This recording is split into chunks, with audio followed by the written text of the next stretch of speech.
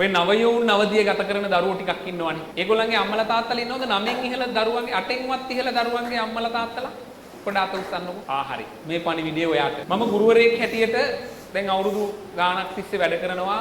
වසරින් වසර කලින් කලට අපිට දරුවෝ මුණ ගැහෙනවා විවිධ දරුවෝ විවිධ අදහස් තියෙන විවිධ සිතුම් පැතුම් තියෙන විවිධ සමාජ මට්ටම් වල දරුවෝ මුණ ගැහෙනවා අපිට. හැබැයි ඔය මොන මට්ටමේ වුණත් ආදරණීය දෙමව්පියනි ළමයි 8 වසරෙන් උඩට යන්න ගන්නකොට ඒගොල්ලන්ගේ ශාරීරික මෙන්ම මානසික වෙනස්කම් ටික වෙන්න ගන්නවා.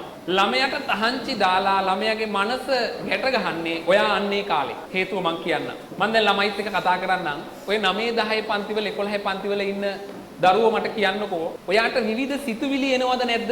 එනවා. ඔයා ජීවත් වෙනකොට ඔයාගේ මේ නවයෝන් නවදිය ගත වෙන්න ගන්නකොට ඔයා විද්‍යාව ගුරුවරයා උගන්වලා ඇති.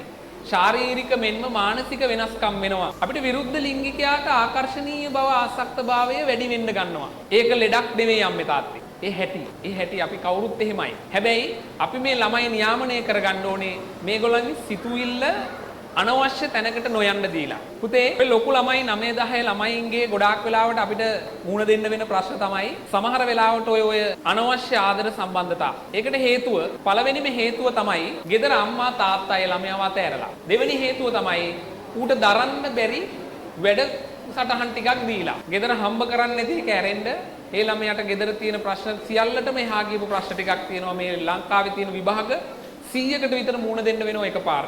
ඒ ළමයා මානසික ප්‍රශ්න ගොඩකට මුණ දෙනවා ඊට පස්සේ. අපි හැමෝම දන්නවා අපේ මානසික බැලන්ස් එක නැති වුනහම අපි ඊළඟට කරන්නේ මොකද්ද? අපේ හිත නිදහස් කරන්න උත්සාහ කරන හොඳම දේ කරනවා. තාත්තලා එහෙම දන්නේ හිත නිදහස් කරන්න උත්සාහ කරන හොඳම දේ කරන්න තීන්දුව කරනවා. දැන් පුංචි උන්ට කරන්න පුළුවන් හොඳම දේ තමයි එයාට ආදරෙන්ම ඉන්න කෙනෙක් එක්ක එකතු වෙන එක කිට්ටු වෙන එක.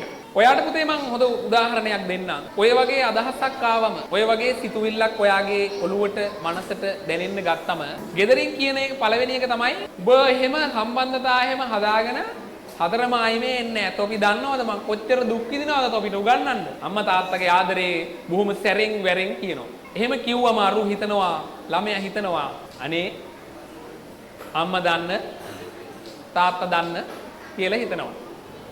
එහෙම නෙමෙයි ළමයාට කිට්ටු වෙන්න ඕනේ.